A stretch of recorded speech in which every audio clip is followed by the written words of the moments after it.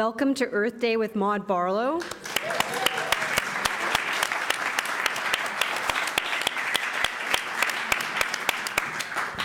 My name's Suzanne McRae, and I welcome you on behalf of the Boreal Forest Network. I would also like to introduce our co-sponsors. Lynne Fernandez is here from the Canadian Centre for Policy Alternatives.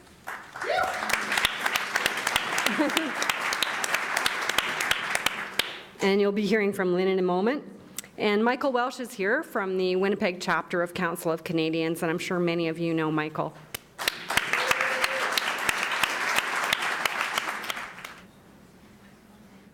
I'm going to talk to you tonight about this wonderful BiPoll 3 topic, and I've called my presentation Where the Rubber Hits the Road, and I have some publications back there of the same title. The reason I called it that is because I think this is turning out to be a bit of a test case for the way Manitobans are going to think about actually protecting the environment. Canadians and Manitobans alike, I think we give a lot of lip service to protecting the environment, and when it actually comes to taking action that might be difficult, that might impact us directly, sometimes we step back from that. We don't really want to live the reality or the painful reality of what we're going to have to do to protect the environment. And so I think this is a bit of a test case, and I think that the government is being quite brave here and setting the lead, because they are trying to shift the paradigm a bit, if you will, into more of a sustainable development way of looking at things. So I'm going to explain what I mean by that in just a moment. First of all, why do we have BiPoll 3? We're doing it because the province has an economic plan to increase exports, and by increasing exports, increase revenues to the province. And most of those exports will be going to the United States, to Minnesota and Wisconsin. They already do. We already export a lot to those two states, and we're planning on exporting more. Up to the tune of maybe $22 billion within the next 30 years that we're going to be exporting. And we also have exports within Canada. So we need BiPoll 3 to increase those exports, and we need BiPoll 3 to improve the security of our own power supply. And what I mean by that is this is a picture of BiPolls 1 and 2. These are the existing BiPolls that provide power to the southern. They provide the southern part of Manitoba with 75% of our power.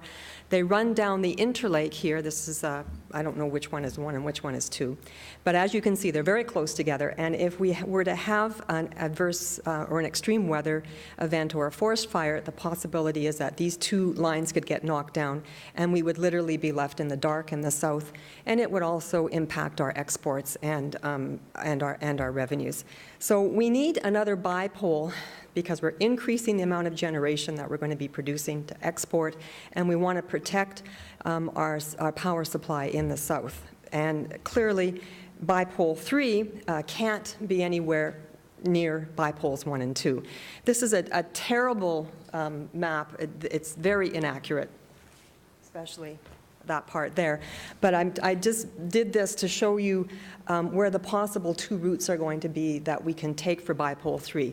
It either has to go down the east side of Lake Winnipeg, or it has to go down the west side of the province. Those are the only two possibilities, because we can't go down the interlake. Now, if we take the west route, which is what we're proposing and which we hope is going to happen, the western route is about 50% longer.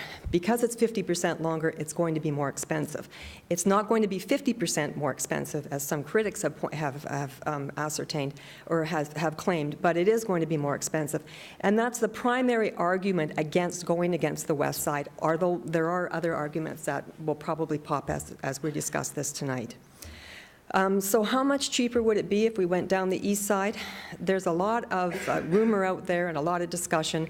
We, as best as we can figure at this point, we think it's going to be about $650 million more expensive to go down the west side. That number is still sort of fluid. It hasn't been firmed up yet, but that's our estimate at the moment. Other estimates have been as high as $1 billion, $1.5 billion, and I think lately the Conservatives have come up with something like $2.5 billion, and those numbers don't actually make any sense. So the argument is largely economic against going down the west side, but we contend that we need to use a more of a sustainable development paradigm to look at this, because this will bring in other factors that we're not considering with a mainstream economic analysis, which is primarily interested in and only looking at how much costs and the revenues and the cost is going to be, and how much maybe something like GDP would grow. But we say that with a sustainable development paradigm, we have to bring in other factors. We have to do more of a full cost accounting that considers not just economic aspects, but also social and environmental. I'm going to start by considering some of the environmental stuff. Here you see a picture of the area of the proposed World Heritage Site in that rectangle, and you see the different colors on the map here. The deep orange color on the east side and further up into the north designates a very high soil organic carbon mass, and this shows a very, if you will, sort of high quality area. There's all kinds of reasons that this area is considered to be special. It's considered to be intact, and it offers all kinds of eco-services, more so than you would see on the west side, and you can see the different colors there. And it's not that the west side isn't nice. The west side is also very nice, but it's just different from the east side, and it's a combination of farmland. There's some boreal forest in there. There's settlements. There are mines. There are roads. It's much more settled and from a human perspective than the east side, and it's fragmented. And that's different from the east side, because the east side is still considered to be intact. And this is actually considered to be one of the most valuable intact forests in the world, not even just in Canada, but also in the world.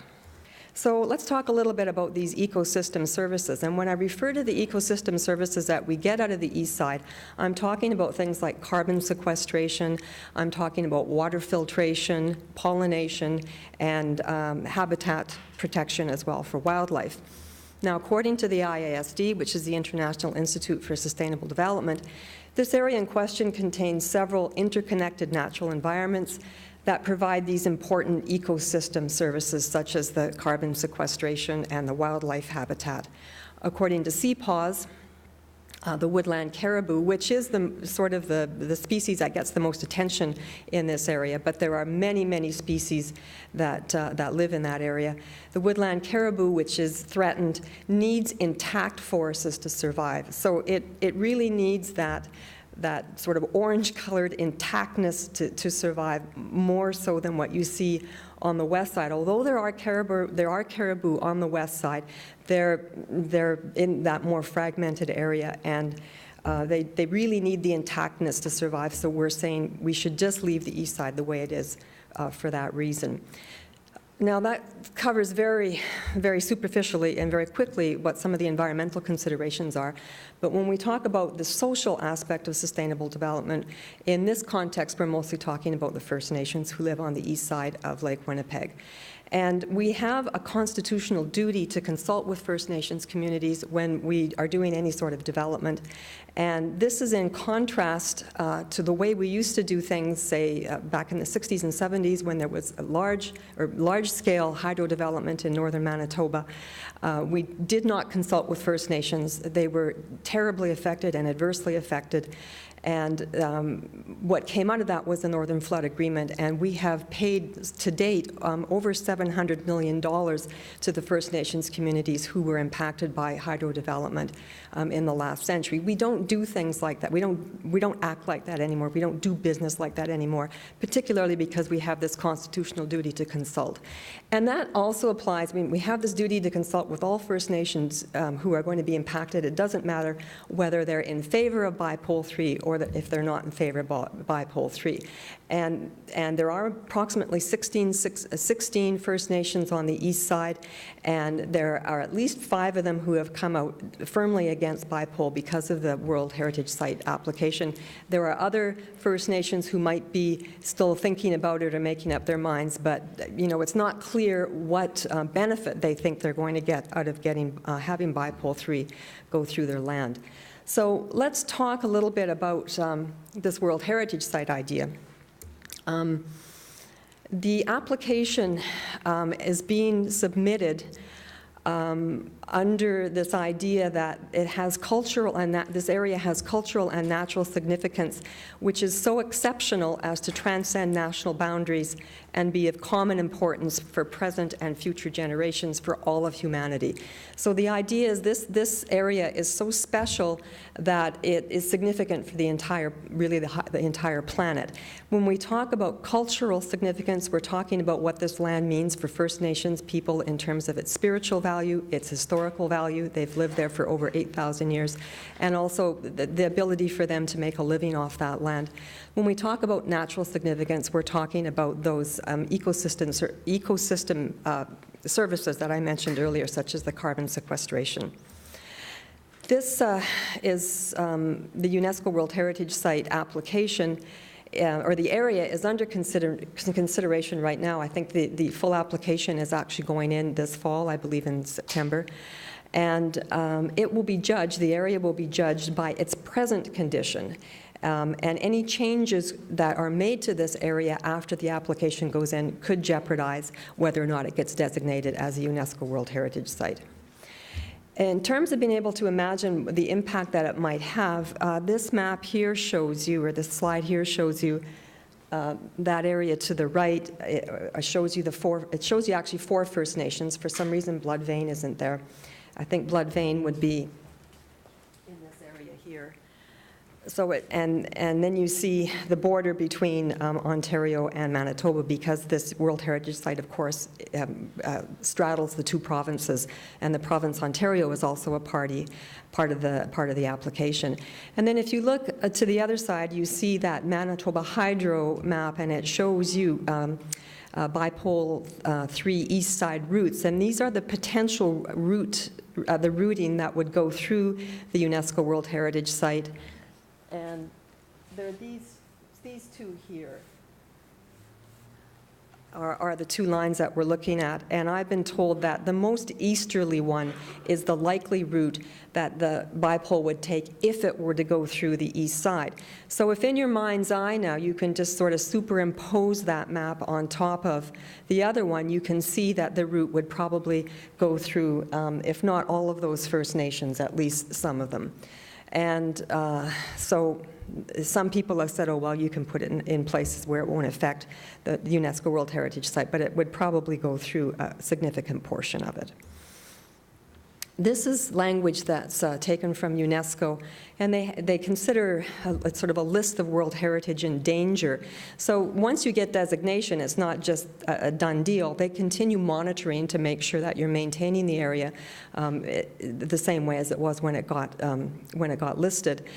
And things that they look at are serious decline in the population of endangered species. I think the other thing that's significant is they'll look at severe deterioration of the natural beauty or scientific value as by human settlement, industrial and agricultural development, and major public works. And so clearly a BiPoll 3 running through there would be considered a major public work. And this would potentially put the area up to be delisted, or perhaps it wouldn't be successful in its application. Now, this has happened. We have precedent for that in Newfoundland, Gros Morne Park, which is a UNESCO World Heritage Site. They wanted to put a hydro line through Gros Morne, and it looked like they were going to lose their designation if they did that, so they had to reroute the hydro line outside of the park and make it longer. So it's happened in other parts of the world as well. So they do monitor these things, and if there's significant changes, you risk losing your designation. The other thing that's important here, this just sort of isn't coming out of the middle of nowhere, acting in this way or acting sustainably. We have a Sustainable Development Act in Manitoba. It was actually brought in by the Conservatives when they were in power. And it shows quite clearly principles of sustainable development that look familiar to anybody who's taken a sustainable development course. They talk about the triple bottom line, and the need to maintain ecological processes and life support systems of the environment. But they also talk about the global significance of, and thinking globally, and understanding that Manitobans have to not just consider what's going on here, but that the actions taken here would in fact impact other countries and other parts of the world. So, who cares what environmentalists say? And I know there's been accusations by the Canadian Taxpayers Federation that this process is being pushed by environmental extremists. Well, I mean, I don't know. I think maybe they've got a reputation of being extremists in their own way.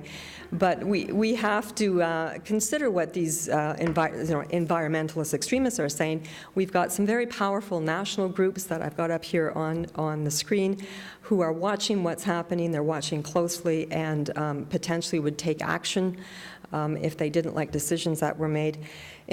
Perhaps even more importantly, we have these international groups, such as the Natural Resource Defense Council and the Pew Environmental Group, which are American environmental lobby groups, very large, powerful American lobby groups. And they have actually shone a spotlight on this area. And it's very highly, especially the Natural Resource Defense Council.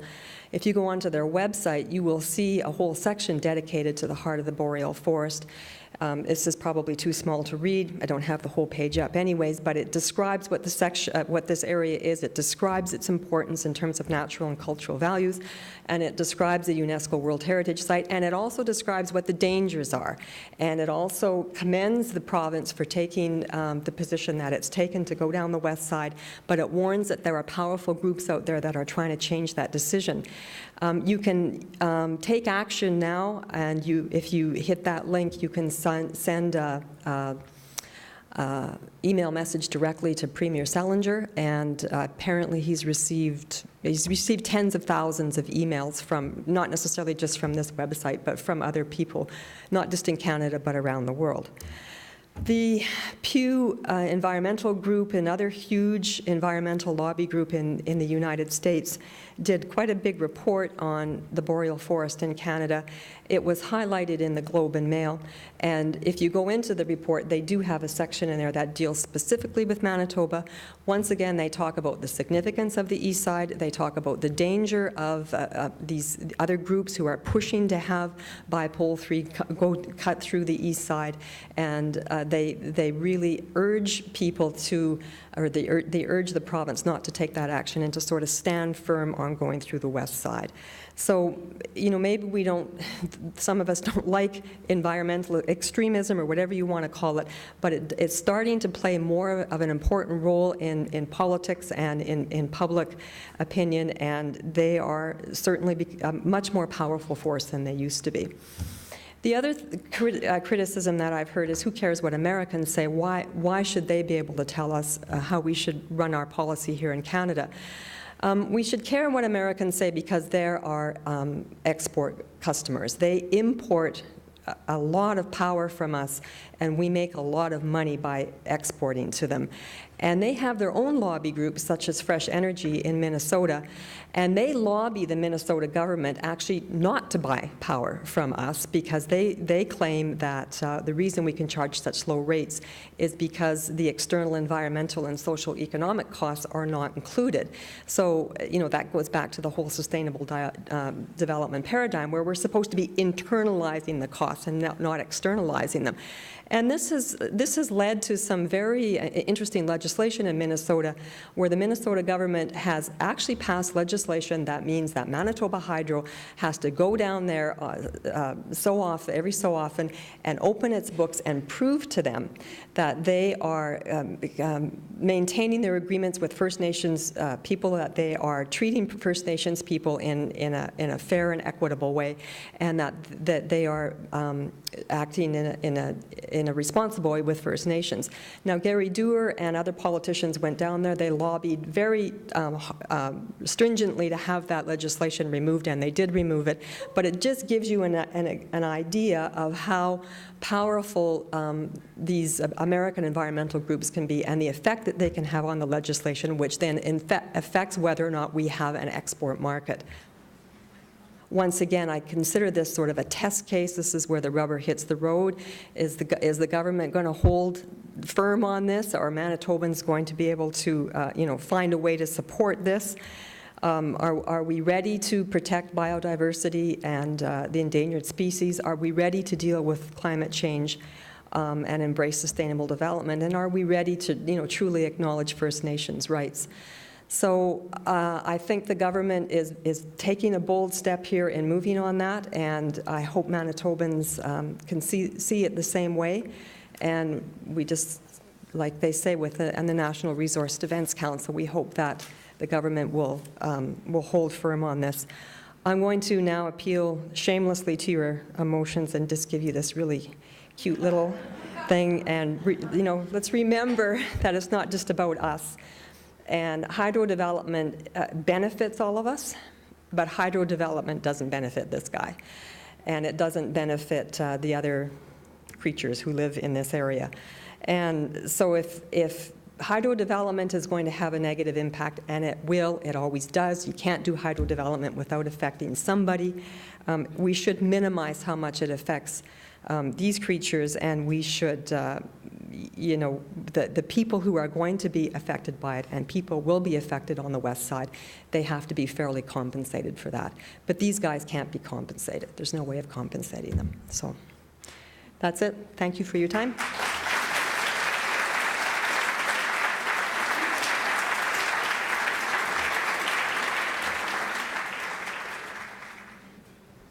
Thank you, Lynne. This is really one of the most important environmental issues facing us in Canada. And this is also a campaign that the Boreal Forest Network has been involved in since before the inception of the UNESCO World Heritage Site. And it's so important that we started a website devoted just specifically to this campaign. It's called heartoftheboreal.ca. If you haven't seen it yet, I hope you will go and take a look after this. And I would now like to introduce the Raging Grannies. Dump, dump, dump your junk into every brook. Who cares what cares? No one needs to look. Throw, throw, throw your trash into every stream. Who cares what cares? Who needs water clean? Toss, toss, toss your litter into every river. Who cares what cares? A fish can shake and shiver. Fling, fling, fling your filth into every lake. Who cares what cares? Not us for goodness sake. Drop, drop, drop your slop into every ocean. Who cares what cares? The public has no notion. Spill, spill, spill your waste into every sea. Who cares what cares? What wastes our energy? Clean, clean, clean our water. We demand to say, I care, we drink it every day.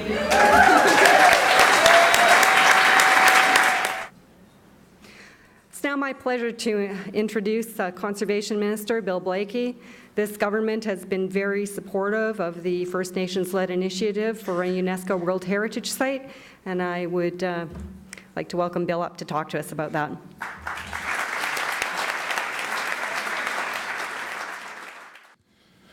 Thank you, Suzanne. I begin by saying that the Manitoba government was pleased to support this event, and I'm pleased as well to be here this evening with Maude Barlow.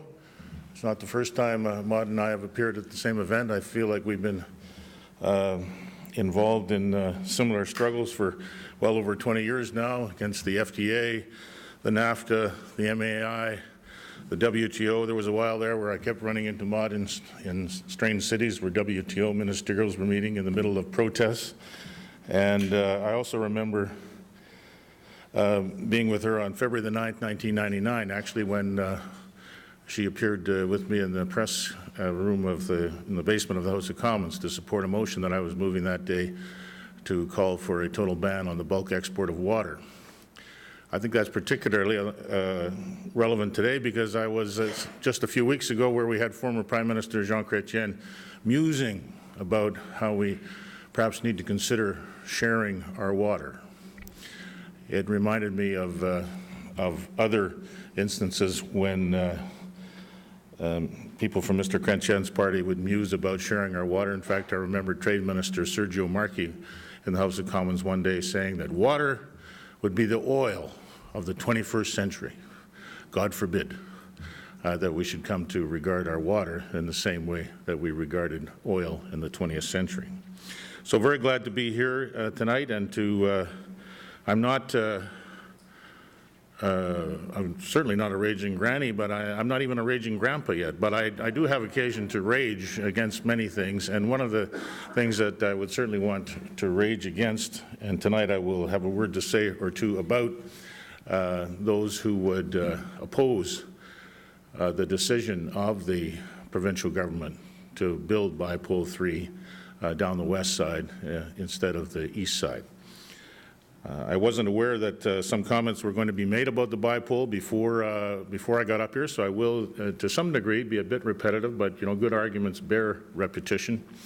And so I do want to speak about the east side of Lake Winnipeg, about Pimachwiniki, the land that gives life, and also about our decision to build the BiPoll down the west side. And we certainly are holding firm on that, and we want to hold firm with all of Manitobans, and we want to make sure that nothing happens in the next little while, if you get my drift.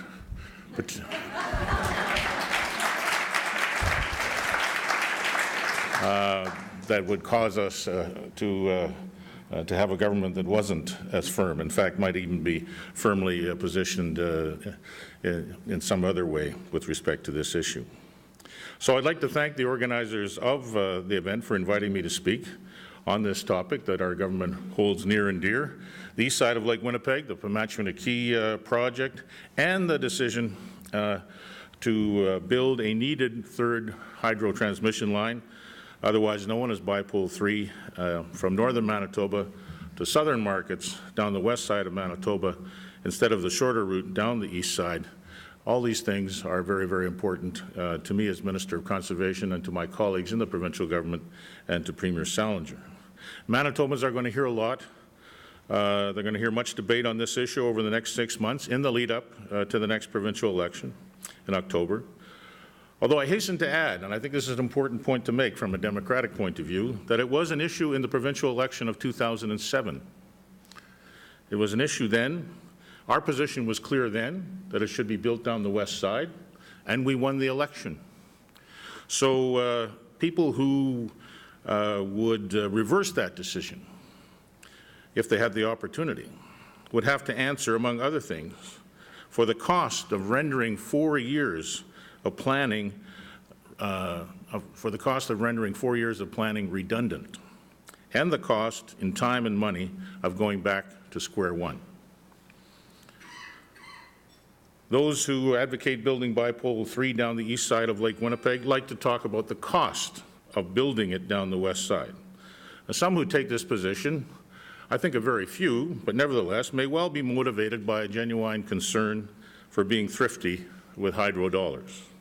On the other hand, it is clear that the Leader of the Opposition sees this as an opportunity for political mischief, or worse, part of a larger, long-term agenda to provide a justification to privatize Manitoba Hydro, like his party did with Manitoba Telephone Services, and like he did with Ontario Hydro when he was a special advisor to Ontario Premier Mike Harris, specifically having to do with the privatization of Ontario Hydro.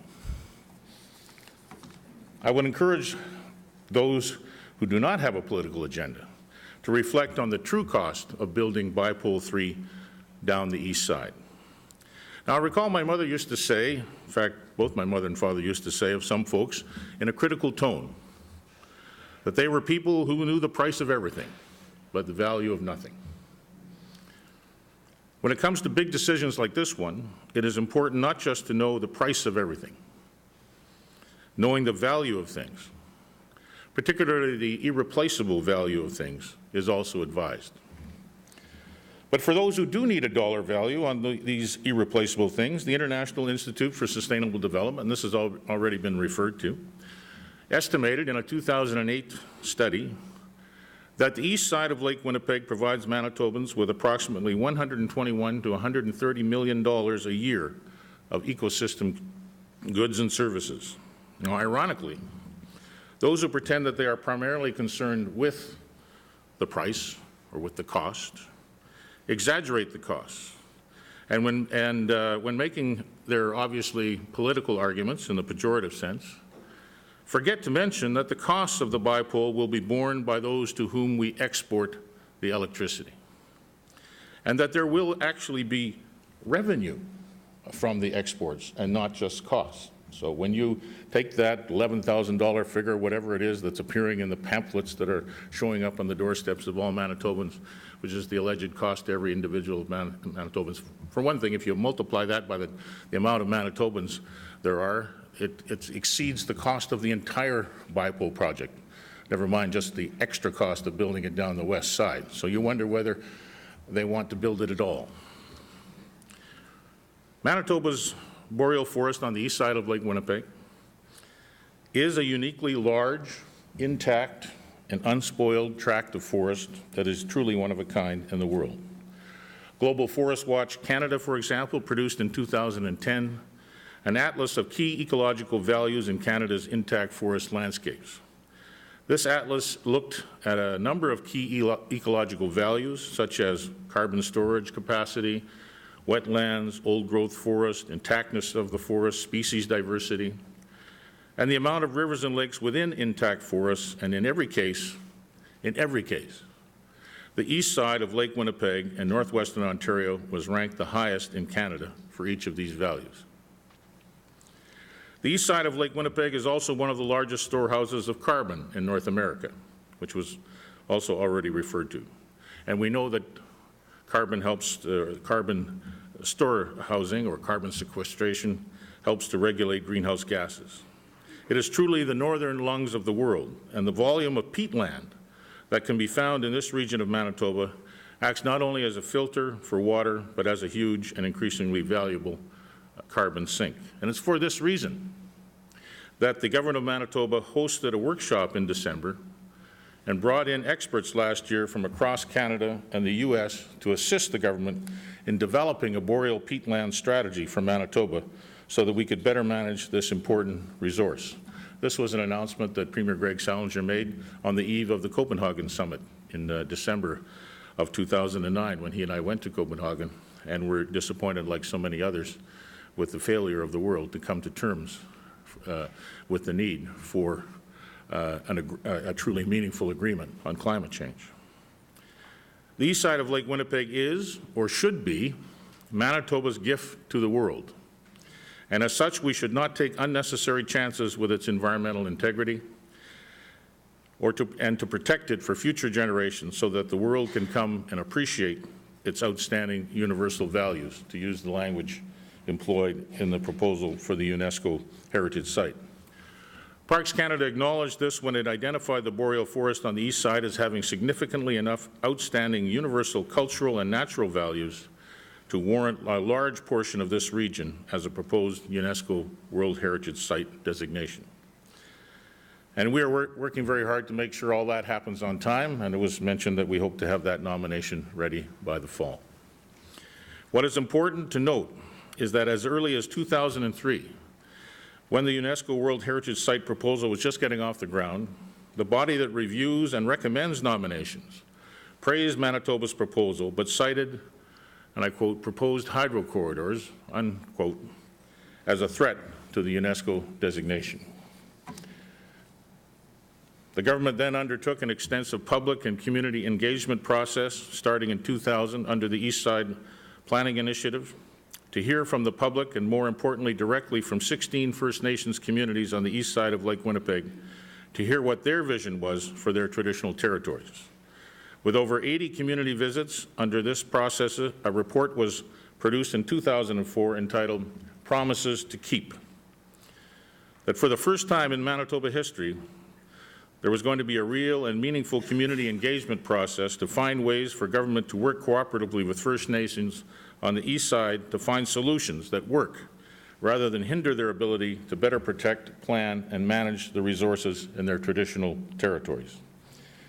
It was for these reasons that the decision was taken to advocate building BiPoll 3 down the west side, a decision that took into account not just the ecological value of the boreal forest on the east side, but also the cost to Manitoba for not recognizing its value. The cost could come in the form of failing to obtain the world-class UNESCO designation and all the opportunities that come with it. And that would be a significant thing, not just to Manitoba, but I can tell you would be a significant thing to the provincial government. We believe in this project. We are holding firm. And we have made the commitment of establishing, one of the last things that Premier Gary Dewar did before he went off to Washington, was to establish the $10 million trust fund for Pimachwiniki. And we're trying to get the government of Ontario to come on side with that particular trust fund and to make a significant contribution. Just a week or so ago, Minister Eric Robinson was down in Toronto making the case to a number of Ontario cabinet ministers, one of whom used to be the mayor of Winnipeg, that perhaps the Ontario government should step up to the plate.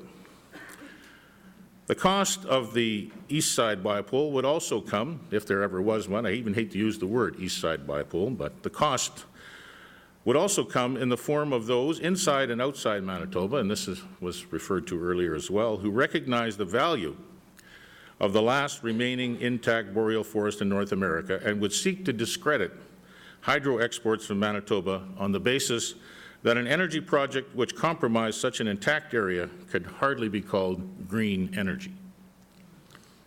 Not to mention those who oppose hydro in principle, because, and I think this is something we need to keep in mind, it's not just environmentalists who oppose hydro development and hydro exports to the United States. It's also those who have an economic interest in keeping America burning coal. You know, all the talk about clean coal technology and clean coal. There are interests in the United States who see hydro exports from Canada as a threat to their profit strategies related to coal. So we need to keep that in mind. We might have we could face this very unusual alliance of environmentalists and coal interests in the United States who, for very, very different reasons, would have a similar, although obviously dissimilar, view of what was going on in Manitoba. Environmental opposition to the East Side option, in combination with regional First Nations concerns about the effects of a corridor, about the effects that the corridor would have on their traditional lands and on their constitutional rights to hunt and trap, would tie up Manitoba Hydro in the courts for years. The cost of such an impasse would seriously endanger the $20 billion, or figure I heard tonight, $22 billion worth of hydro exports over the next 20 years that will go to cover the cost of BiPoll 3. It would also delay the building of the infrastructure that is needed to secure Manitobans against a possible failure of existing transmission infrastructure. Not just the existing BiPolls, which was referred to, but also the one converter station that we have. There's a need for another converter station. If that converter station was ever knocked out for whatever reason, and this danger has been there for some time, but it's part of what the BiPoll 3 project is to build another converter station so we have that kind of security. And of course, the price of the converter station is always thrown in to the price of the BiPoll, when in fact that's something we would need to build in any event. It must be noted that much of the cost associated with a West Side transmission line is due largely on the need to build new converters. I often do that. I make the point. I think I should make that point, and I realize it's in the next paragraph. So currently, 75% of hydroelectric energy generated in Manitoba goes through the Dorsey converter station, and as we develop new generating capacity, we need to build these new converter stations to protect this important export revenue generating asset into the future. So it's both for export and for security purposes. Our U.S. power customers, who are increasingly looking to secure power sources that are both green and reliable, continue to wrestle with concerns about the social and environmental impacts of early Manitoba hydroelectric projects, especially the significant impacts that were felt and continue to be felt to this day by northern Aboriginal communities. These past hydro projects, as was already noted, have cost Manitobans roughly $700 million to date and will continue to grow into the future. Now, we wish this time to avoid these kinds of expenditures with future hydro projects and avoid the environmental and social impacts that communities have felt and that are still being felt with past hydro projects. Over the last number of years, our government has led several delegations. One of them was referred to, that Gary Dewar led to the U.S. to explain to legislators, regulators, power customers, and other stakeholders that we are doing things differently today. I think that's the main message, that we're trying to do things differently. We have an opportunity here to shift the paradigm, to learn from our past, to do something new and better. And protecting the east side of Lake Winnipeg is one of the ways in which we can distinguish ourselves from the past and from previous practices. So in conclusion, I invite those who are concerned about the cost to truly count the cost. I ask them to appreciate the value of what we're asked of as Manitobans, to be good stewards of the land, not just for the short term, but for the long term. From an intergenerational perspective, what do we want posterity to say of us? That we opted for the shortcut, literally, and compromised the future, both ecologically and economically, or that we had the vision to see the real value and values that are embedded in the choices before us, and chose to leave a legacy of ecological integrity rather than short-sighted expediency. I want to address one other question, one other part of the argument. You'll hear it. We hear it in the House. I guess you still call the legislature the House, but I still think federally. I'm still in transition. One of the arguments that we hear in the legislature, well, you NDPers, you're just a bunch of hypocrites. You're running, you're going to build a road on the east side. Yes, we're going to build a road on the east side. We're going to build a road along where the winter roads now go, so that communities on the east side don't have to pay $15 for a quart of milk anymore. And we're going to build a road on the east side, and it's not going to be like the hydro corridor. It's not going to go straight up through the east side. It's going to go sneak along where the winter roads used to go, and it's going to go from community to community. And there actually isn't going to be a north-south road. There's going to be a road in the south and a road across the top. And as far as we're concerned, it's about time that those communities had a decent road, and that's got nothing to do with the hydro corridor, and it doesn't compare in any way. It's a matter of the social and economic rights of those communities to be treated like any other community in Manitoba. And one of the reasons we need to replace those winter roads is because of climate change, because those roads are disappearing. The season is getting shorter and shorter. And last year I had the pleasure of riding on one of those winter roads on the last day. And it was too much like a boat ride for me. And I was riding with the chief of the First Nation that I was visiting, and he seemed like he was kind of used to it. So, but I didn't put my seatbelt on because we're advised not to do that. But in any event, you're going to hear that argument. These are the arguments you're going to hear in the coffee shop, that we should take the short route, that they're building a road anyway, that it costs too much. You've heard it all. We are holding firm, the provincial government. We have no intention of changing our mind whatsoever, but we need all of you out there, wherever you meet your fellow Manitobans, to make these arguments. Because whether we like it or not, this is something that's going to be discussed and debated in the next few months in a way that will ultimately be significant for whether or not we get to do things differently, whether we get to have this paradigm shift. So just on that note, I would, when Suzanne thanked me for being here on Good Friday, speaking out of the biblical tradition, today we mark what I've always considered to be in part a political crucifixion of someone who challenged the values of the imperial system of his day. And so we talk about this on Good Friday, but let's remember that the message of Easter Sunday is that the powers and the principalities don't have the last word. Thank you.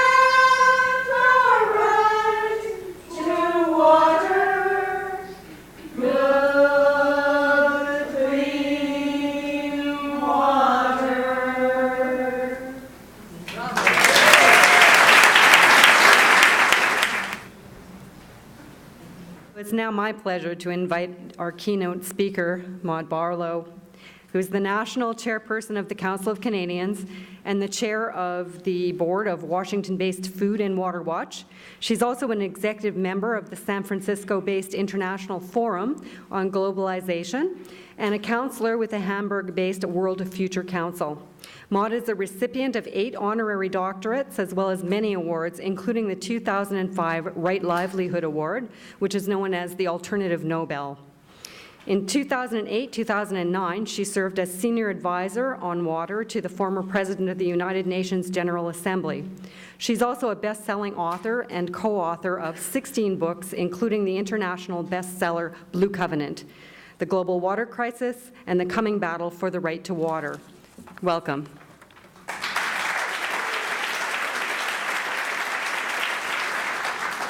Wow, thank you very, very, very, very much for being here tonight. I have to say I thought Good Friday and long weekend and beginning of some nice weather, and I didn't know who would be or how many would be here, so I deeply thank you. And I just want to say thank you to Suzanne for the work that you have done, you and the Boreal Forest Network have done. Michael, the great work that you do with the Council of Canadians. Lynne, your presentation was wonderful, and we're very close colleagues and allies with CCPA. Don, your images are gorgeous, and I had the pleasure of being given one of the books by Don, and if you haven't seen it, it's absolutely beautiful. Thank you for those. And hello, thank you to the Raging Grannies. I love you guys. Hello to some friends in the audience, Judy Wasilisa Leash, who will be mayor next time. That was just a practice run, Judy. Rob Altemeyer, we have been friends. Rob was on our board, I'm not going to think how many years ago. It would date, not me, you, it would date you, so I don't want to do that to you. Pleasure to have you here. Robert Chernomas, who is our board member from Manitoba, who is also a wonderful, brilliant economist who keeps us all on our toes. And a special thanks to Bill Blakey for, where are you, Bill, for those beautiful words. So I am just back from New York City. I actually came in this morning where because it's Earth, you may not know that the United Nations renamed it from being Earth Day to Mother Earth Day 2 years ago. And that was when Miguel Descado Brockman was the president. He was the 63rd president of the United Nations General Assembly, and he is a fierce fighter for justice from Nicaragua, and he introduced this notion, and it got unanimous support at the United Nations. So it's now officially Mother Earth Day, because the whole notion of Pachamama in Latin America is extremely important, the whole notion of the earth being a mother and giving us life.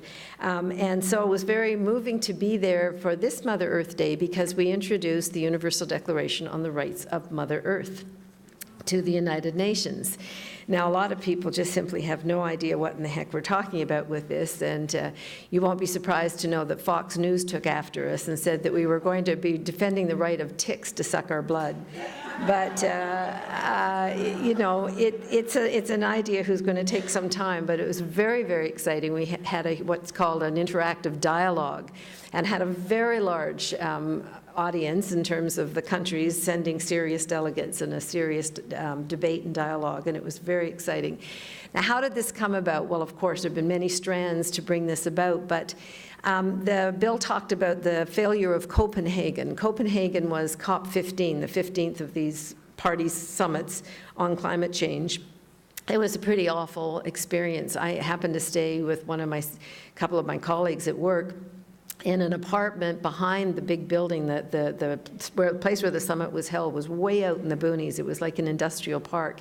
And we couldn't get a hotel, and people were renting out their apartments and moving away because they didn't want to be here for this. And so it just happened to be that we were in the area where the police all gathered from all over Europe and where they kept the dogs. They kept the dogs right under our apartment building. And I swear to God, they kept those dogs hungry. I mean, those dogs howled all night. And so we were in the big official march the first day. There were 100,000 of us in this huge march, and I was near the end.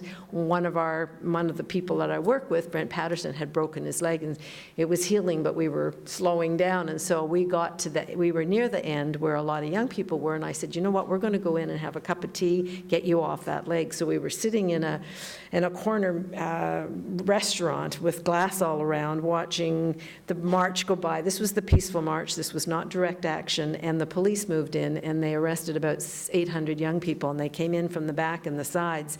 I was really, really brutal. I mean, they sat them down.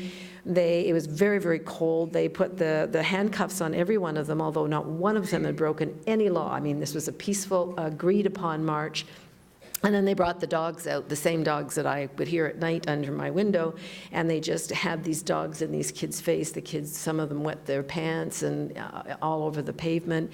They left them there for hours, and we stayed and bore witness to this, and many, many of them were just deported out. They actually changed the law in the country to actually allow civil liberties to be suspended for the week leading up to and the week of and the week after this summit.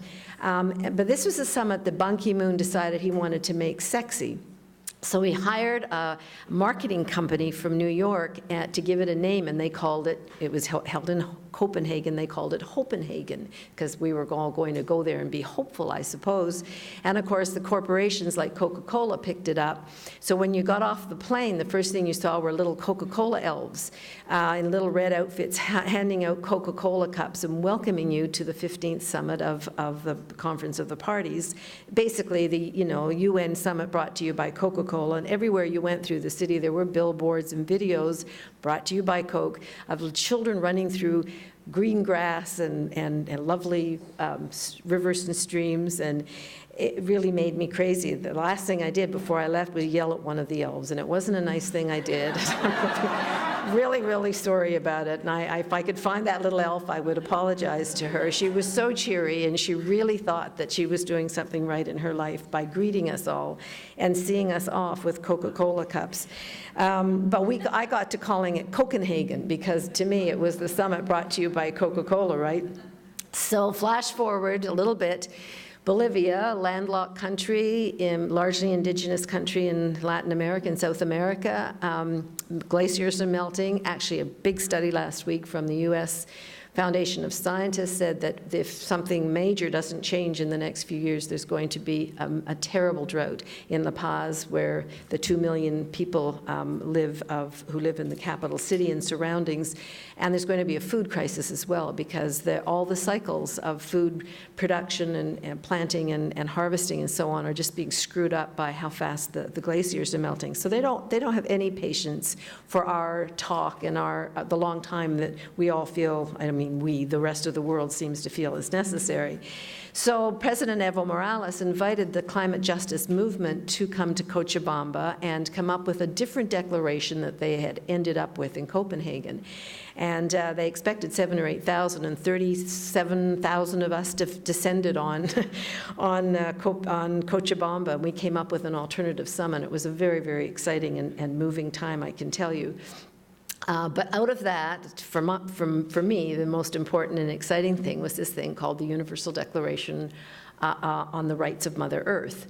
And out of that has come a book, which we're just hot off the press, and I don't even have a copy left. I gave them all away, called The Rights of Nature, the case for the Universal Declaration on the Rights of Mother Earth. But you can go to the Council of Canadians website, canadians.org, and get a copy, and we are just nearly giving them away for free because we want them out everywhere. So this is a process that's been very exciting, and so Bolivia again then asked the General Assembly to set up this process of this interactive dialogue. And where it's going, I'm not sure. My dream is that eventually the Universal Declaration on the Rights of Mother Earth will take its place alongside the Universal Declaration on Human Rights as the twin founding covenants of our time. But I think we've got a long way to go, because when Fox News says that we're giving ticks rights, you realize what we're going to start being up against. So what's the genesis of this? Well, the genesis of this, and I think this is what we should be thinking of on this Mother Earth Day, is that modern humans see nature as a resource for our personal pleasure and convenience and profit. And our laws, by and large, treat nature as property. And when we have regulatory regimes, basically what they do is they regulate in a way that protects the private property of market companies, of the market, and allow for a negotiation on how many toxics we're going to allow to be dumped, how much toxic pollution. We know it's all about negotiating what level of toxics. That's all the COP 15, it's all the COP 16 was. I'm afraid that's going to be what COP 17 is, only it's going to be worse, and I'll tell you why in a minute. So what we've got really is a regime that protects not nature in any way, but in fact corporations and the private sector. And as you probably know, last year the Supreme Court of the United States confirmed that corporations actually have rights as if they were human rights. The result is that we have a world in crisis. We have a climate crisis. We have a crisis of our oceans. I would suggest, if you haven't read about it, read Seasick by Alana Mitchell, a very distressing story of the oceans. Anywhere between 80 and 90% of the big fish in the oceans are gone. Crisis of old-growth forest here in Canada and around the world. Crisis of species extinction. We're now in the 6th great major species extinction, and you know, as one scientist that I quote says, you know, the question is not whether we'll stop it, it's whether there will be life. We can slow it down to the point where something will replace what's lost to provide life into the future. And water, brand new study, mostly by the big water companies like Coca-Cola and so on, came out with this astounding statistic in a recent report that by 2030, the demand for water in our world is going to outstrip supply by 40%. That's by 2030. Now, this is an astounding statistic. I've never seen anything from the UN to the Pacific Institute to anybody doing this research that put that kind of devastating number, and the human suffering and the suffering of other species behind a statistic like that is really incredible. In fact, in another study on groundwater takings, they said that we're pumping groundwater so fast that if we're also pumping the Great Lakes, as an example, as fast as we're pumping groundwater globally, the Great Lakes could be dry, bone dry, in 80 years. So the notion that you can't destroy a body of water like the size of Lake Winnipeg is not true, and I don't just mean pollution here.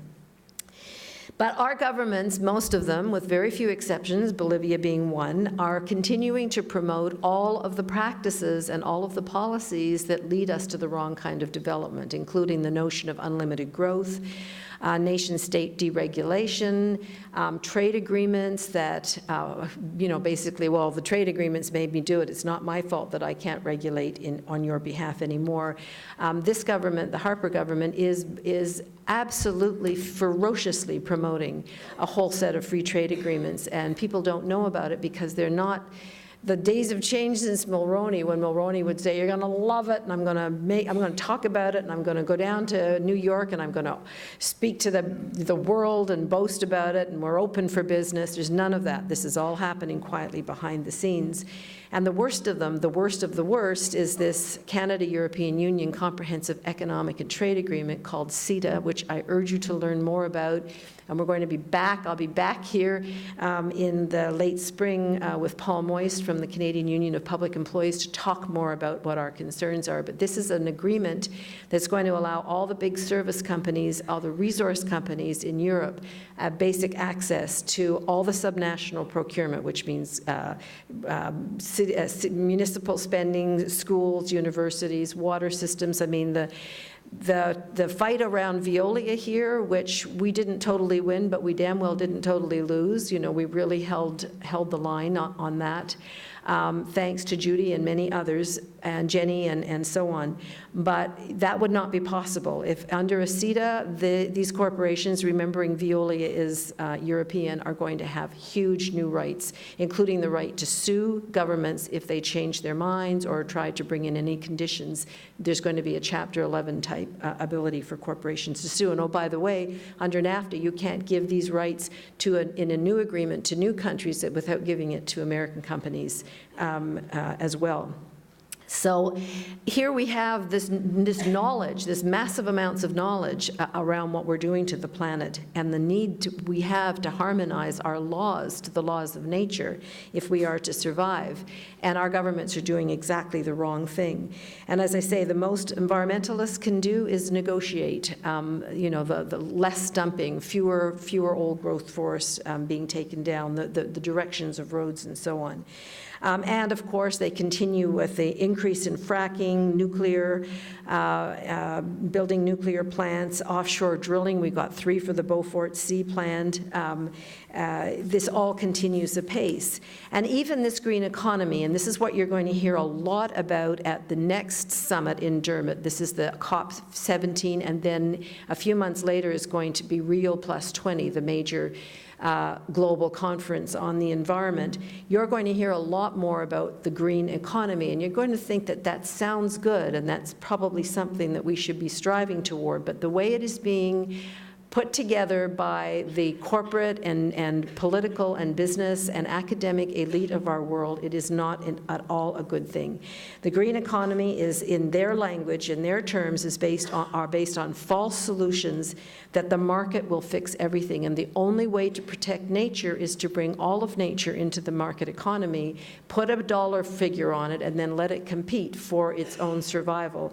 The crudest way I ever heard it put was by Mugabe, who said the wildlife in our country will have to pay for themselves. In other words, they'll hunt or be photographed or whatever, or they won't survive. If they can't pay for themselves, they don't survive. That is an honest assessment of where we're going.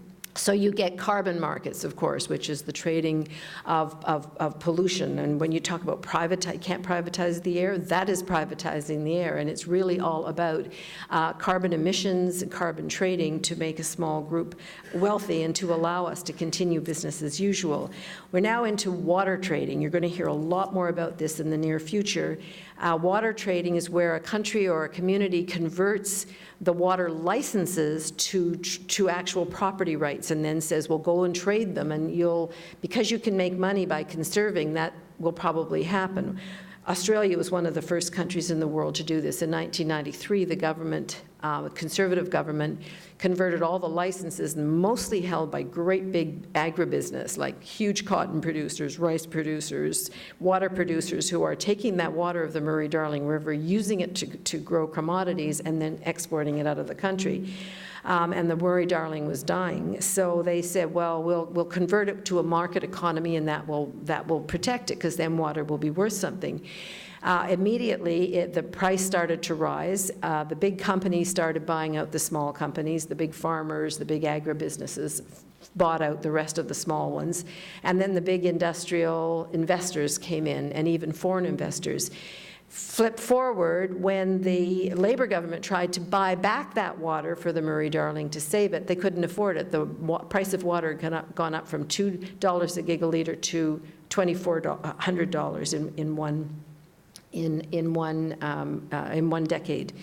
Alberta is now openly talking about water markets, so it's not going to happen in this country. And British Columbia has started the discussion. Just little papers, you know how they drop these things out? They just drop them from these academic institutions or the Fraser Institute, and they just drip them into the air, and then you just know that the powers that be are moving in this direction. But Alberta is openly going to water markets, and Alberta is going to be the first water have-not province in our country. I mean, they don't have the water to be trading or anything else. And then we have this PES, Payment for Environmental Services or Payment for Ecological Services. It's used both ways. And this is a huge project of the United Nations, and the United Nations Environment Program has actually just completed a study on where they have put a dollar figure on nature. And you'll be happy to know that they say nature is worth $72 trillion. How they got there, I don't know. But now we know nature is worth $72 trillion. So somehow we have to come up with a way to find the money to save nature that's going to compete with other uses of that nature that would bring in more money than $72 trillion. It's a very, very, very dangerous game. But I'm hearing it in law schools. I'm hearing students in environmental classes talking about it. It's certainly being taught in business classes. You're going to hear a lot more about this. The only way to save nature is to bring it into the market economy and make it part of the future as it stands now. A perfect example of the human-centered folly of this way of thinking. Last week I heard this commentator talking about the situation in Japan with the nuclear reactor, and he said, well, don't worry, by the time the radioactive spill gets into the fish that humans eat, it will be so dispersed it won't hurt humans. So it's okay. So it's okay. And this is what's wrong with our way of thinking.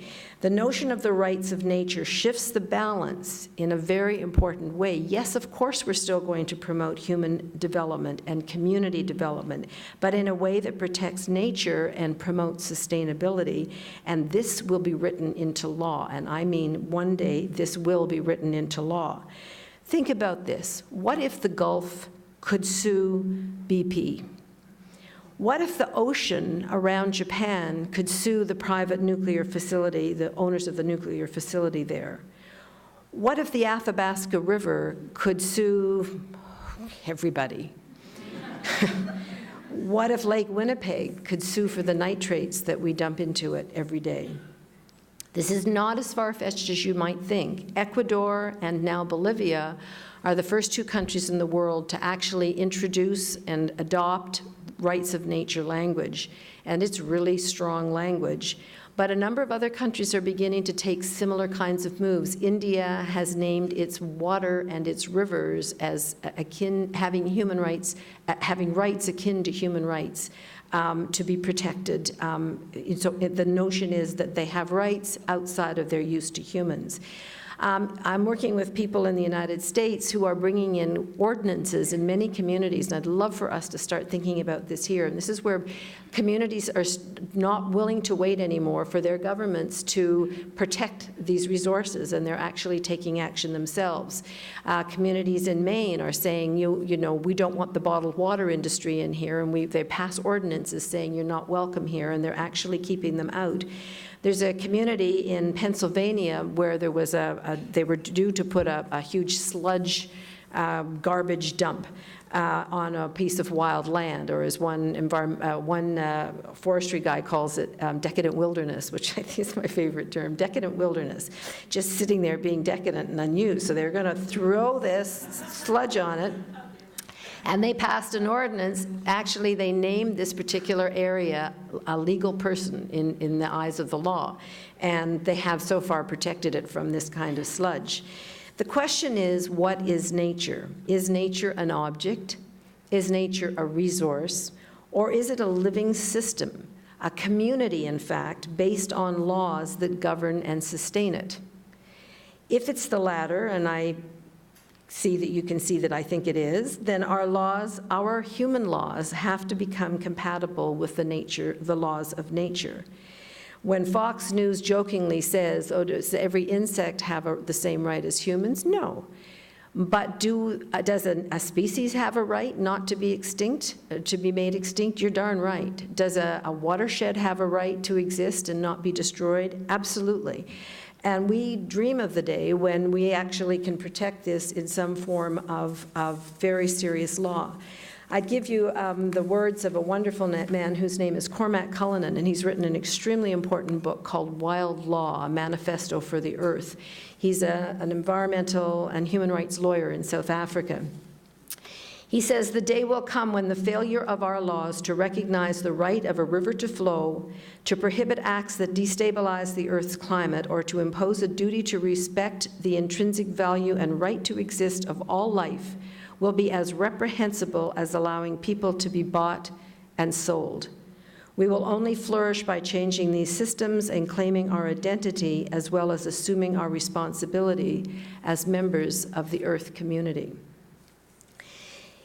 So what we're talking about here then is what it would look like if we governed this earth with what Vandana Shiva calls the notion of earth democracy, by seeing nature then as a commons that has rights and is guided by the notion that all people and all other species have rights to this, to be shared more equitably by all of us who live on it and derive our livelihood and life from it. And it could not be hoarded and abused by those with power. And many of us now are talking about re-energizing the whole notion of the commons, which was a very old notion and a very old form of law, which said that nobody should be denied the right to grazing or fishing or hunting or, their livelihood, even if that land was owned by nobility. And the first enclosure of the commons in Western society was the laws of 1740 that removed the peasants from the land in Great Britain. And you may have heard the old poem or the old nursery rhyme about they hang the man and flog the woman, that steal the goose from off the common, but let the greater villain loose that steals the common from the goose. It's got a nice ending, though, because it says, they hang the man and flog the woman who steals the goose from off the common, and geese will still a common lack until they go and steal it back. So we are taking back the commons, and this is what we're talking about. So if we are to be governed, if we are to see the nature as part of a global commons, then we need to protect it with public trust law, and that sets the perimeters for protecting and sharing this well and carefully managed commons for the benefit of all, not just for those who have privilege and money. So give you a very real example here. In juxtaposition to water markets, the state of Vermont had no legislation protecting its groundwater, and they had a lot of companies coming in and pumping away, destroying local water tables. So a few years ago, and I worked with them on this, they adopted unanimously a law that said that their groundwater is a public trust and it belongs to all Vermonters. And even if you own property on that, you may use it, but you don't own it. It doesn't belong to you, and you can't destroy it, and you can't overuse it. And in fact, if you're going to use more than a certain amount per day, you need to get a license. And they actually name that in times of shortage, the access will be, priority access will be given to water for drinking water and for regular life, for sustainable local food production rather than export production, and for ecosystem protection. So we're actually beginning to get this the wording of this notion in legislation in different places. So let's come back to Manitoba and think about some examples here, and if we were to apply this notion of the rights of nature and nature as a commons and people's equitable access to that commons, which is a different kind of sharing. It doesn't mean everybody gets to a free-for-all. It means a different kind of sharing. What might it look like here? Well, and in Canada generally. Well, I just picked a few issues and items here, but one was already mentioned, and that's the tragic situation of First Nations communities here in Manitoba and around the country in terms of drinking water and sanitation. It simply would not be tolerated that First Nations, First Peoples, would not have first right, if you will, to the waters that they had no part of polluting, no part of destroying. Another would be Bucko Lake. I don't know if people here know, but there is a lake that has been given the go-ahead to be one of the Schedule II lakes here in Manitoba. And it's going to destroy not only that lake, but the fishing ground and the hunting area for the local First Nations people. Now this is, Schedule II is an amendment to the Fisheries Act. The Fisheries Act says nobody can put anything deleterious to aquatic life into a fish-bearing lake or river, but you can, as a mining company, you can apply to the government to have that lake renamed a tailings impoundment area, and then it's no longer subject to the Fisheries Act. So we're taking this act to court because we're working with people in Newfoundland who are trying to stop the destruction of it's a lake, they call it a pond, but it's sandy pond, but it's a huge lake, which is slated for destruction this summer. And we did manage to work with First Nations people to save Fish Lake in British Columbia for the time being. The company's come back. The company's called Taseko. But this is a very important test case because we have at least a dozen lakes across the country that are exempted from the Fisheries Act, which wasn't very well managed anyway. Or the whole debate around Veolia and the wastewater services here. And I do want to say as strongly as I can that the fight back here has resulted in a partial win. We don't want Veolia here at all, but certainly now I think that we can say that some of the worst aspects of the original deal have been dealt with, and it will now be publicly run, owned, and financed. And I give total and complete credit to those who fought this here and people across the country. But if you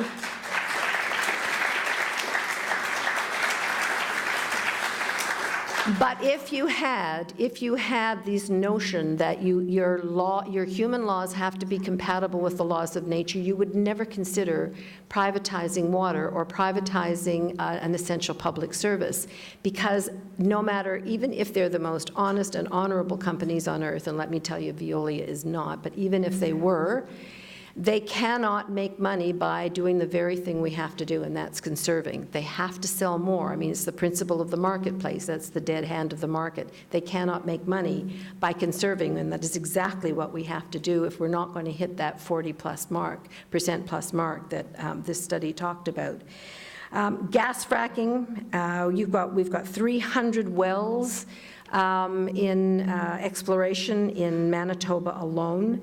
And if we had this notion of the rights of nature, the rights of water, you could not destroy water to find a so-called softer solution to energy sources. Commercial water exports, I know that under this government this will not happen, but believe me, there are business interests that have their eye on Manitoba's water. Very specifically, there are some interests to export it for commercial purpose to Texas. Again, you would never be able to consider selling water if in a time of crisis. Do you share? Let's talk about it. But you would not conceivably consider selling water, and it never would go to those who need it most, but it would go to Las Vegas and Arizona and all the places that are using it, continuing to use it so poorly. Do you know the largest water theme park in the world is being built as we speak in Arizona? Just as an example. Land grabs, I haven't heard of any here yet in Manitoba, but there are investment and hedge fund people knocking on farm doors in Saskatchewan and saying, would you like to retire? We'll give you lots of money for this. They're just buying up the land and holding it for future time, for the land and the water. This is so prevalent in Africa now. There is now an area twice the size of Great Britain that has been bought by private interests, holding it for future times. This is a huge geopolitical shift and worse than any form of colonialism that has gone before it. It's really a very dangerous thing. You could never conceive of having these kind of land grabs if nature had these kind of rights. And finally, the right of corporations to sue governments for protecting the resources or protecting social services or whatever for their people. We have a very bad precedent. A company named Abitibi-Bowater, a big pulp and paper company, was operating in Newfoundland. 3 years ago, they left Newfoundland voluntarily, left all the jobs behind, and turned around and said, now you owe us money for the water and timber rights we left behind. And then Premier Danny Williams told them where they could put that. And yes, but the Harper government turned around and without even going to an NAFTA panel, without even fighting for Newfoundland's rights or the rights of water or the rights of the local people to this water, they gave them $125 million in settlement and set a precedent in this country and actually in all the trade dealings around the world that these corporations can now consider the water they need to use, whether they're growing food or producing oil or mining or whatever it is that they're doing, they can use that water and they actually can claim now to own that water, and if you try to make them clean it up or use less or whatever, they can turn around and sue you financially. And now we're going to add all the European companies to this as well. How would this vision save Lake Winnipeg? By naming Lake Winnipeg a commons and a public trust and a protected bioregion with its own rights. Lake Winnipeg itself would have the right not to be poisoned by the behavior of the humans around it.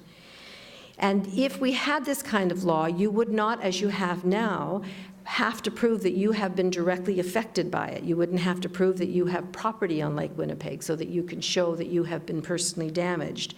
The right would belong to the lake. The right would belong, the right would be intrinsic to the water itself, to the species that live in it, to the plants that surround it and live in it as well. I have a colleague who has a lovely phrase. She talks about the right not to know, what it's like when you have privilege and you just simply don't have to know all this stuff. You can go through life without it. And I thought, well, what's the corollary to the right not to know? Is it the right to know? I think it's probably more like the right to care. And I think we have to instill in ourselves and in our children the right to care. I don't have to be a scientist and have every detail about what's happening to Lake Winnipeg.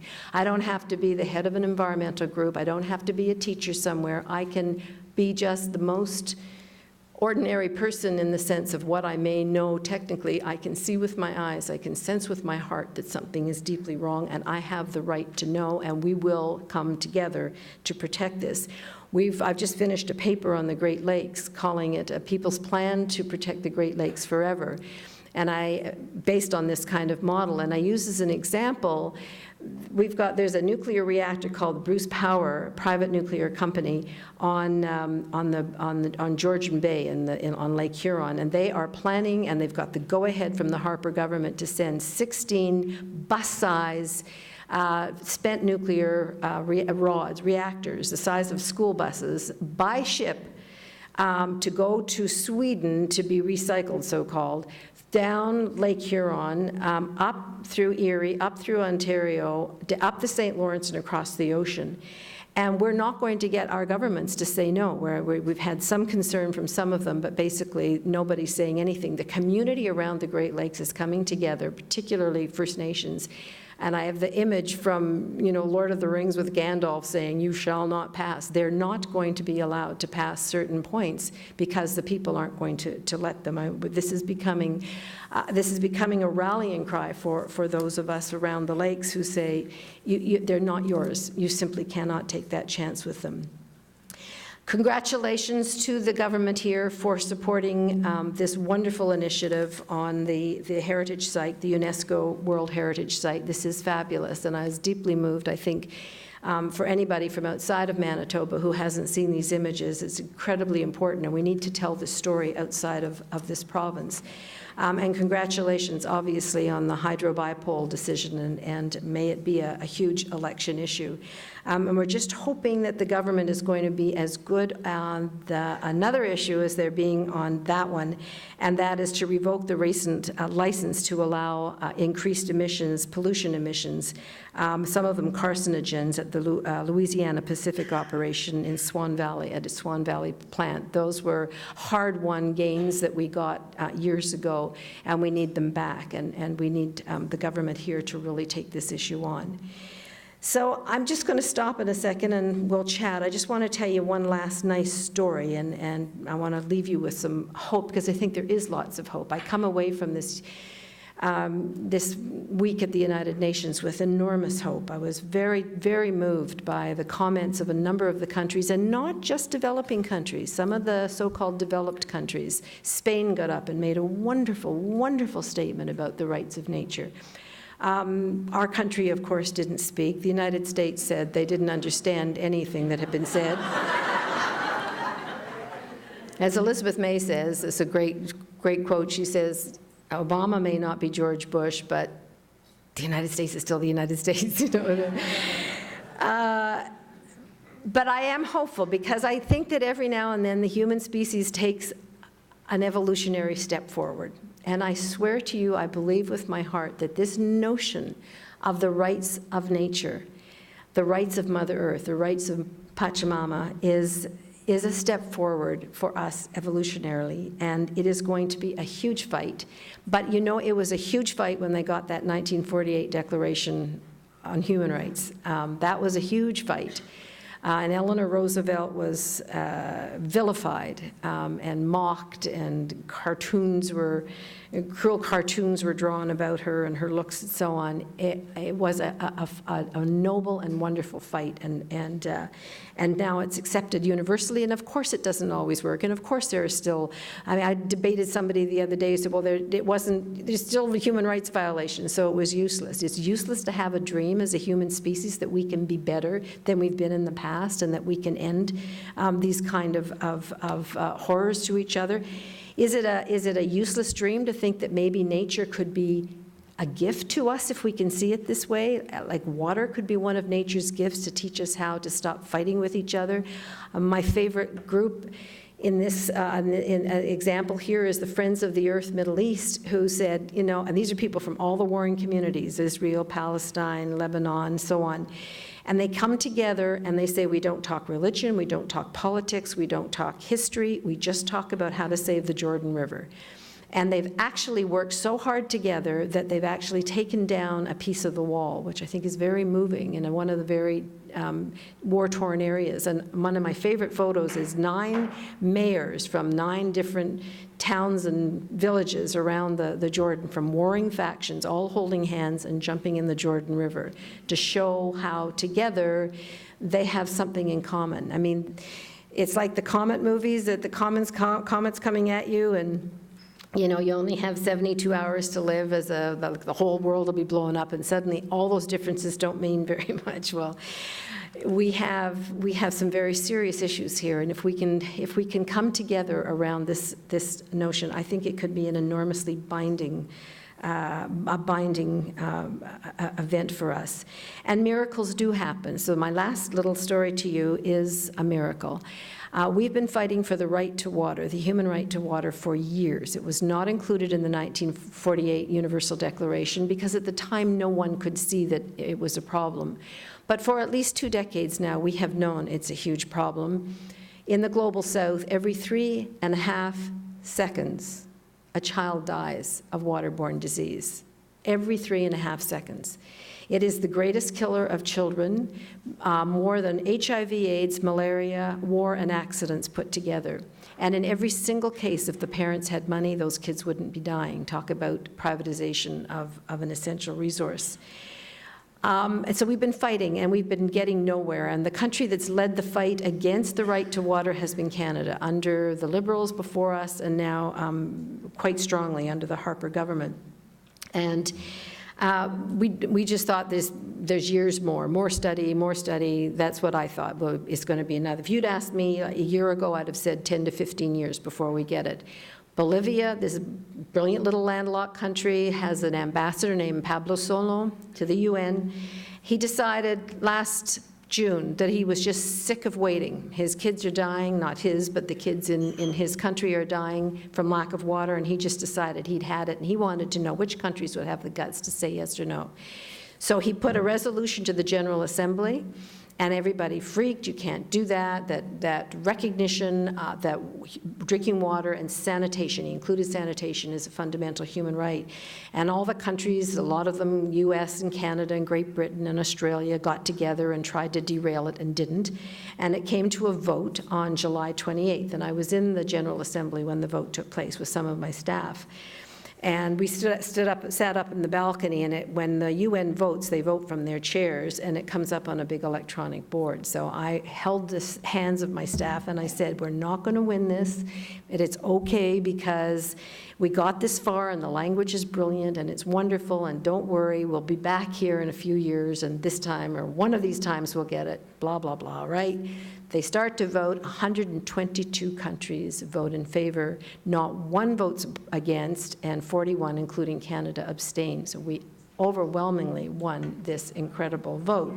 We were thrilled.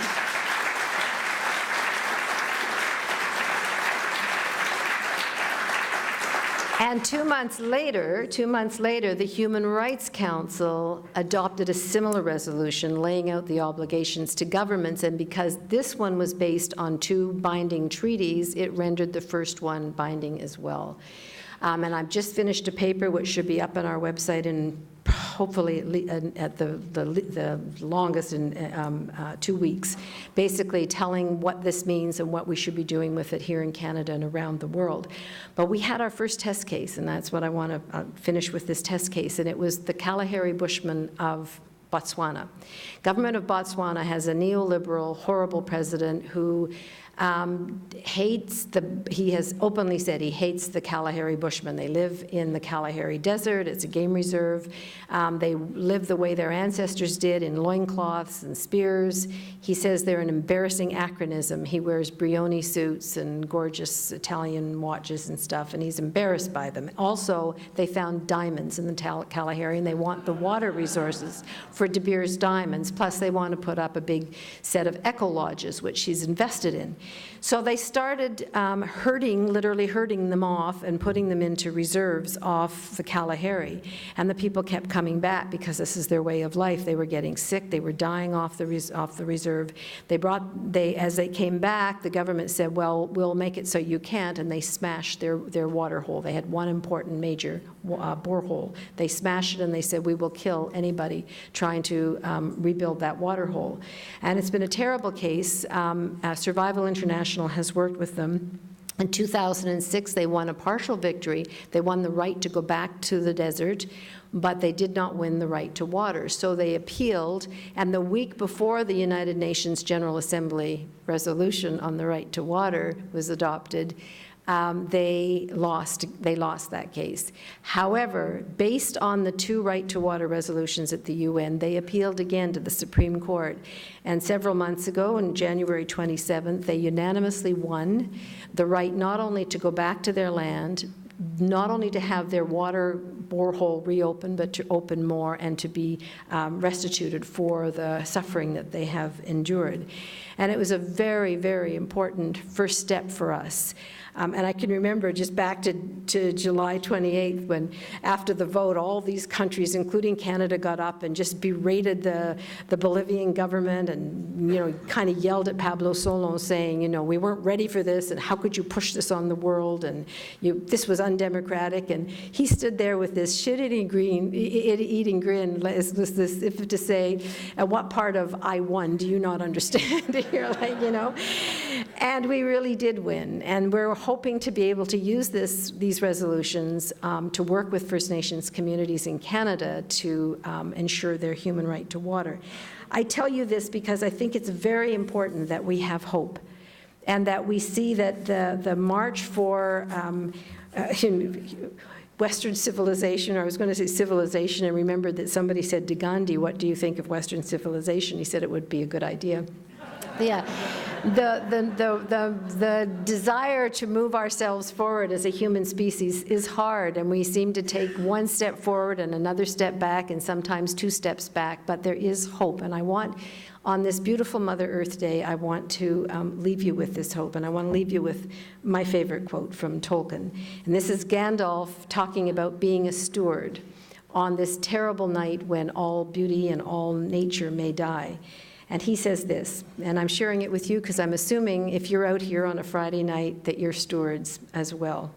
He says, the rule of no realm is mine, but all worthy things that are in peril as the world now stands, those are my care. And for my part, I shall not wholly fail in my task if anything passes through this night that can still grow fair or bear fruit and flower again in the days to come. For I too am a steward. Did you not know? Thank you so much.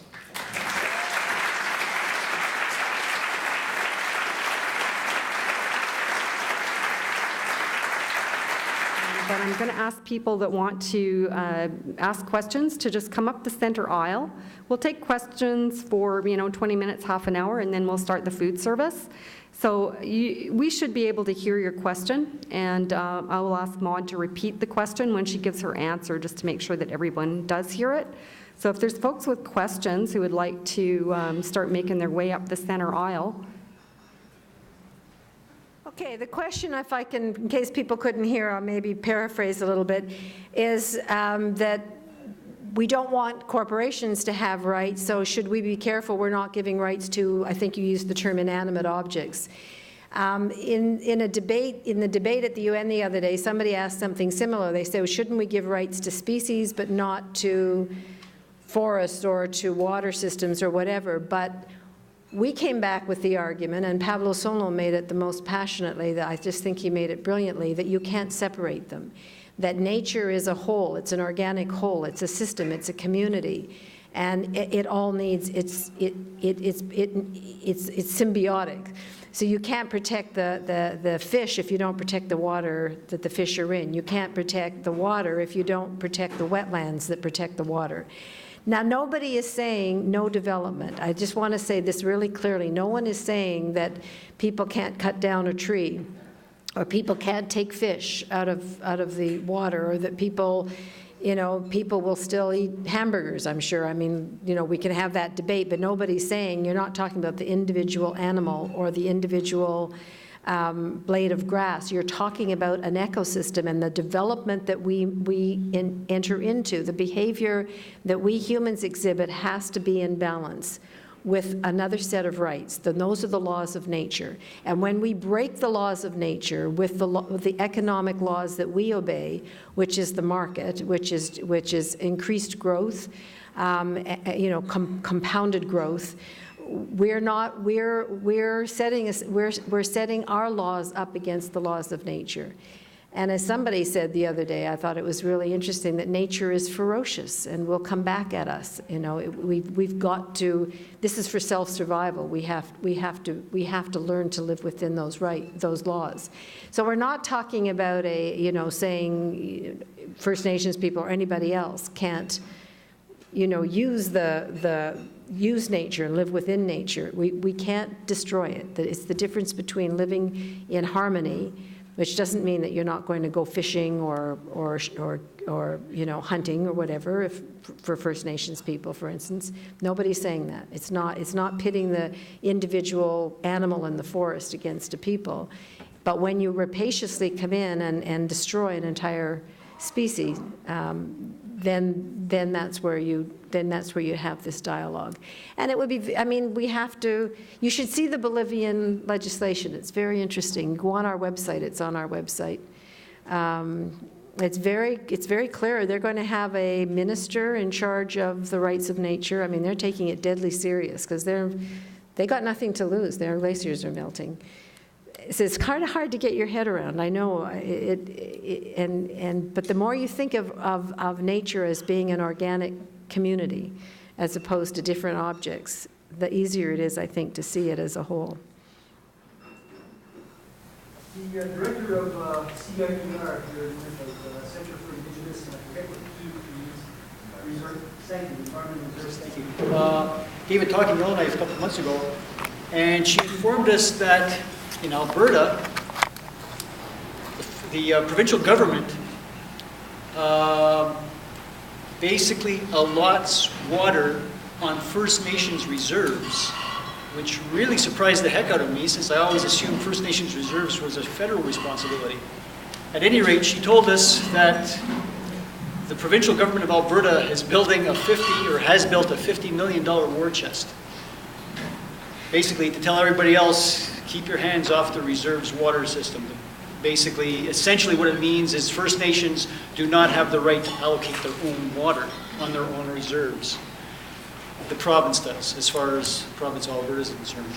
That's what she told us. So I'm wondering what your views are on that and whether you have any more information on that. Well, the law is very clear. The Indian Act is very clear that it is the federal government that is responsible for public services, including water delivery in First Nations communities. That's absolutely clear. But it's also equally clear that they have abandoned it or abdicated. And before the election was called, there was a bill on the books called S11, which would have basically given a lot of that responsibility away, both to the provinces and to First Nations reserves themselves, but without the financial backing. So it's just basically giving you the responsibility, but not the funding to go with it, and very much promoting privatization.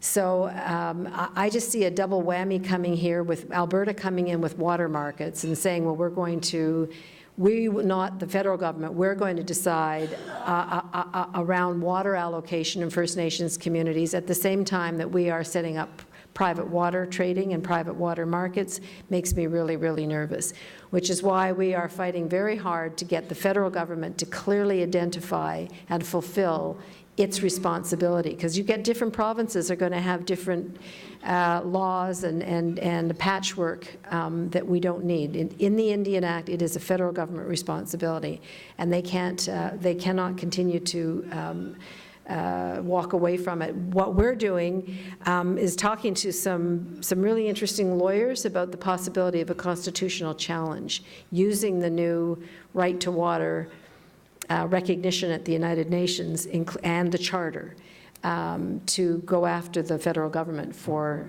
not enforcing its own law. So really, really, it makes me really nervous when I hear about this. Even if there is a fund set aside, I don't trust it at all. I don't trust the intent behind the Alberta government.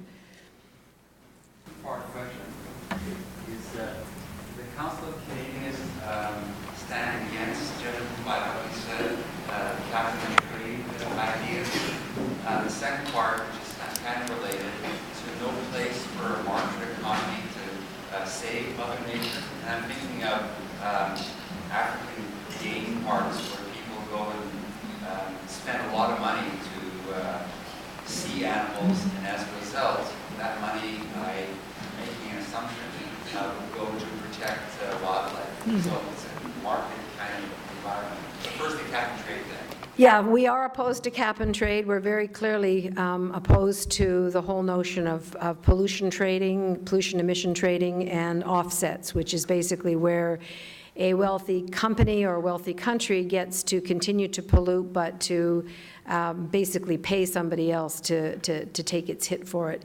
And we're actually very concerned about the introduction of the markets, even into programs that have sounded good in the past, like forest protection and so on. It really is taking such a market twist that we're very nervous about any kind of public control and public ownership of these resources, and any notion that then there would be equitable access to them and to see them as a form of public service.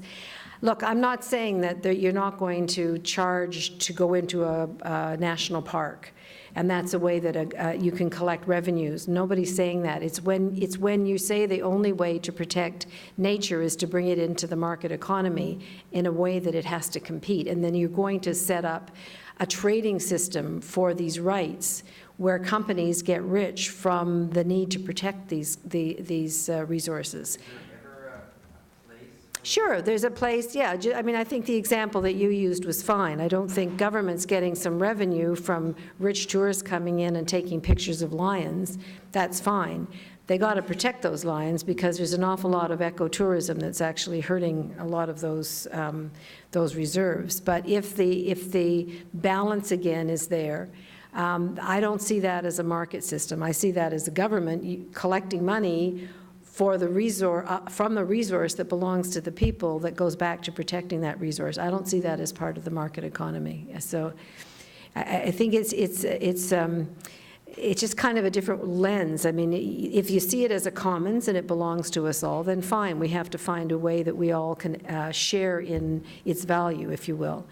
But that's very different than marketizing it and saying that it's going to be bought and sold. I mean, you know, in terms of water, there are people who believe literally that every drop of water should be privately owned in the world, and that's the only system that's going to work. And it's a recipe for terrible human suffering because so many people cannot now and will not in the future be able to buy it. Yes. I think it's really good that we're talking about the government holding the line on the west side route, but I think we have to look at it in a broader context, that we're looking at $15 to $18 billion of hydro development in northern Manitoba, depending on what you want to use, and likely we're going to see a BiPoll 4, and this whole debate may in fact reinvigorate itself. And I think it's also worth noting that we have more than 1,000 megawatts of wind already licensed in the southern portion of the province. So I don't know if I guess that's sort of a comment more than a question, but I don't know if maybe. Well, I do agree with you that it has to stop somewhere, and we have to start looking for real alternatives. Also, they're already looking at burying hydro BiPoll 4 in the way that they said they couldn't do for BiPoll 3. So, there are clearly lots more issues around that, and it does prevent us from developing real renewables.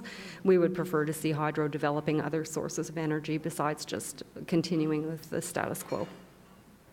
When Abitibi pulled that stuff, now this is really a dumb question, was that an arbitrary move on Harper's part to pay 125 million just like that? That is not a dumb question. This very smart question is, was the Harper reaction to give Abitibi-Bowater, this is a paraphrase, a little bit of a finger to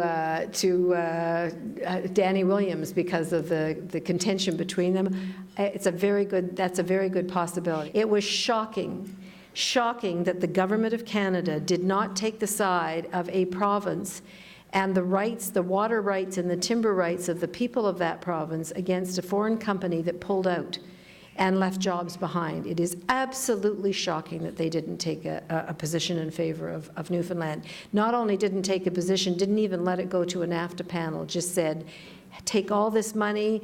If you were to ask the government, really they would say, well, it's because we want to be seen as a free trader, and this is the way we can do it, to show the world, come in and buy anything, and we will give you anything, and we'll play by those rules. We're the Boy Scouts of global trade. But I expect there was some vengeful, I expect it made him smile when he went to bed that night. And another reason not to give him a majority.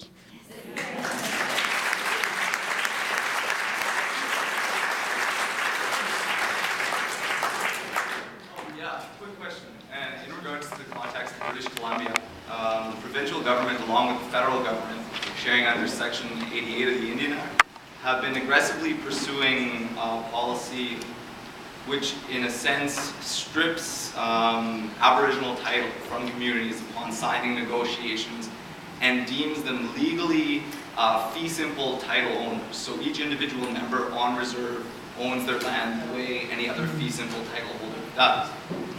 Two problems to this, and I guess what I'm asking is what's your response to this? But in the first set, removing Aboriginal title and entering upon these agreements, Aboriginal title in that sense is permanently nullified.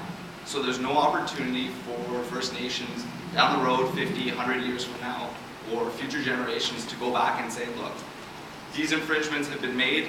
We are suing on this account because it negates the agreements that were made with our First Nations between the federal government.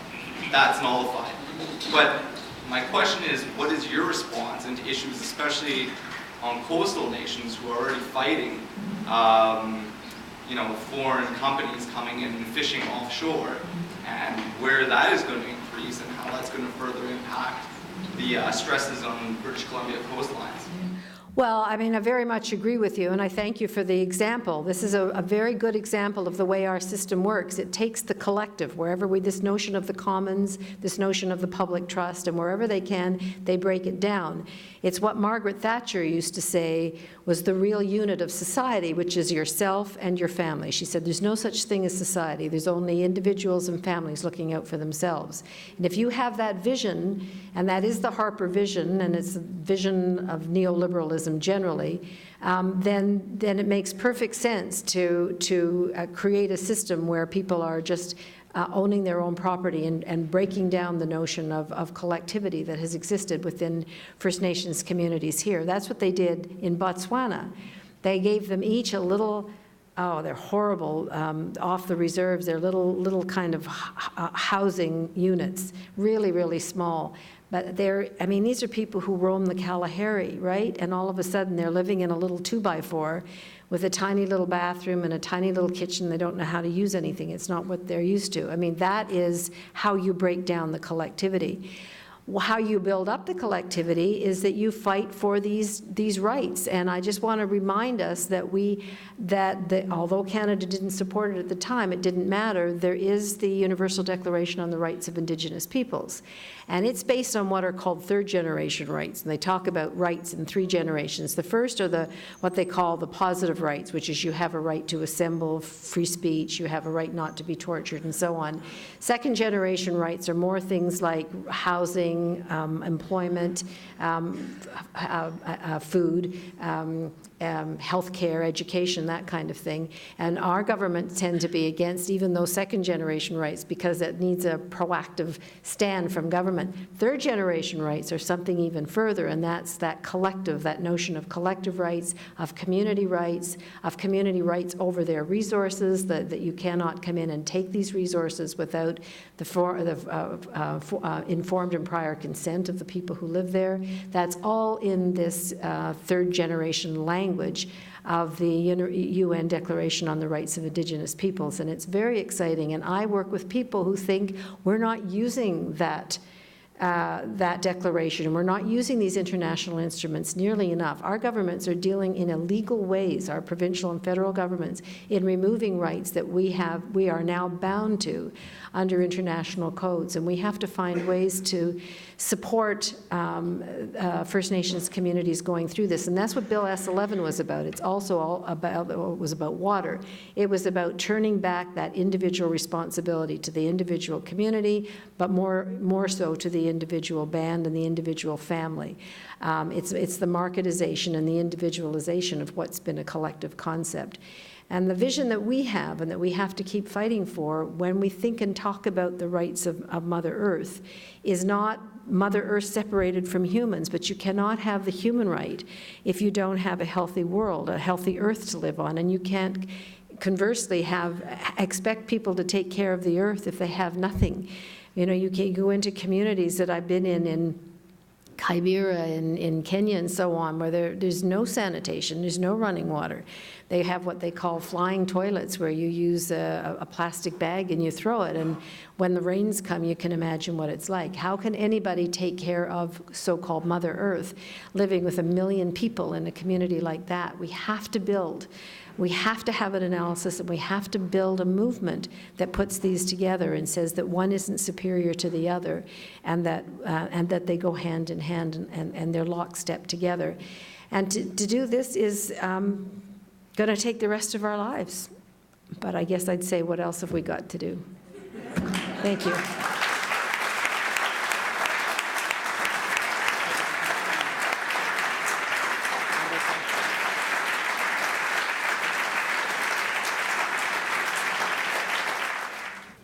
My name is Jason Civicsay, and president of the UWSA. And on behalf of the UWSA, Maude Barlow on Bottled Water Free Day, which is a nationwide day where we celebrate water, she actually recorded a special video for all students at the University of Winnipeg. And if you know, the University of Winnipeg was the first university in Canada to ban bottled water sales.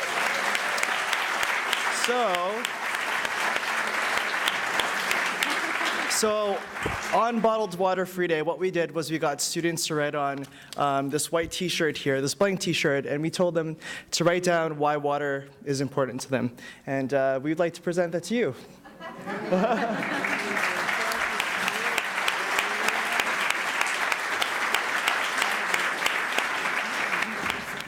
Maude, how would you like to be a Raging Granny?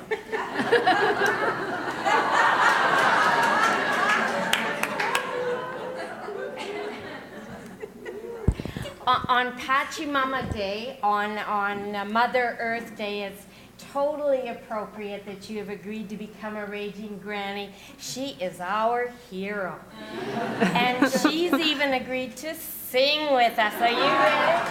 Oh, Canada, our home and ancient land, planetary love is what we understand.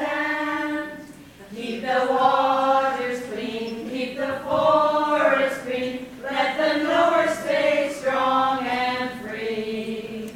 From earth to sky, oh Canada, we're